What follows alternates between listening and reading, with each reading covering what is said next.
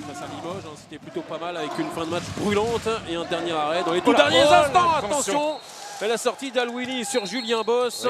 Oui, et les arbitres qui vont se concerter. Il y aura au minimum 2 minutes évidemment pour Kamel Alwini, mais ça pourrait être beaucoup plus parce que là il est arrivé les deux bras sur la gorge de Julien Boss. Non mais oui, s'il y a 2 minutes, c'est gentil. Non, la main à la poche. La main à la poche. Il n'y a pas le choix. Voilà, disqualification directe. Un souci de plus pour Patrick Casal. La passe, allez, elle est bonne pour Hugo Nesca. Pas de souci. Pour cette supériorité numérique, la passe sautée de Marco Panic.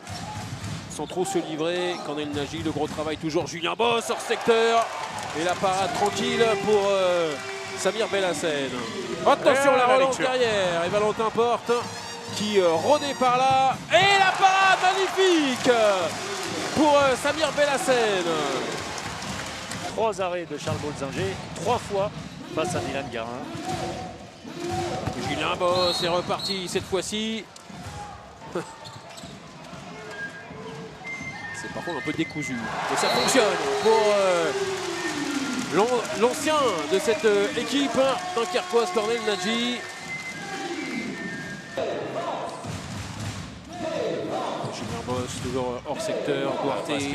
La passe qui est difficile et pourtant ça passe pour Valentin Porte. Oui, qui a tout enfoncé sur son passage. Escompté, c'est un poste qui pose question également, ce poste derrière gauche, même si Karl Valinius a fait plus que répondre aux attentes. On rappelle, très jeune joueur à l'intérieur.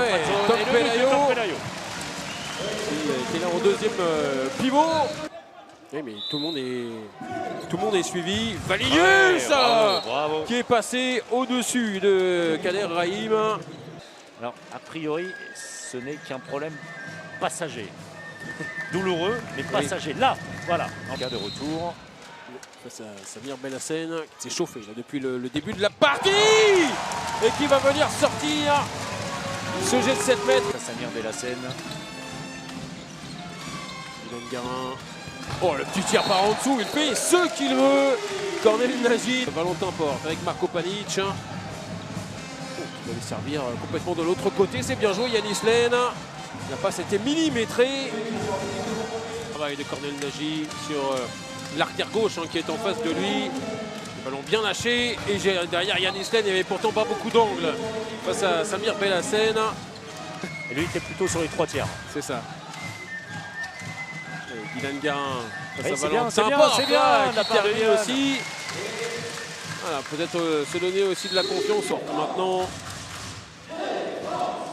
Passe de renversement, elle était bonne et derrière Lucas Moscariello. Joseph furieux qui s'était rendu disponible. Oh, la passe dans le dos, il n'y a pas de passage en force. Et derrière Steph-Marie Joseph qui va pouvoir se consoler donc avec ce but. Qui occupe un poste 2. Voilà, ça passe dans le dos. Comment ça passe? C'est magnifique, le kung-fu derrière entre les deux ailiers. Tribune. C'est une séquence, me semble-t-il, qu'on avait vue sur sa phase finale. Sans problème, encore une fois, toujours croisé. C'est sous la jambe de Valentin Kiefer cette fois-ci. Allez, un dernier ballon. C'était sur le pied de Dylan Garin. Et un dernier arrêt pour Kevin Bonnefoy. On va en rester là pour la victoire de 5 buts des Montpelliérains, 31-26. On en est à 3 sur 3. Cette fois, c'est sur la première partie, exigée par Patrice Canaillé à ses hommes. Ça a été au niveau comptable bien réalisé. Un match pas si simple que ça pour les Montpelliérains aujourd'hui face à une belle équipe de Dunkerque.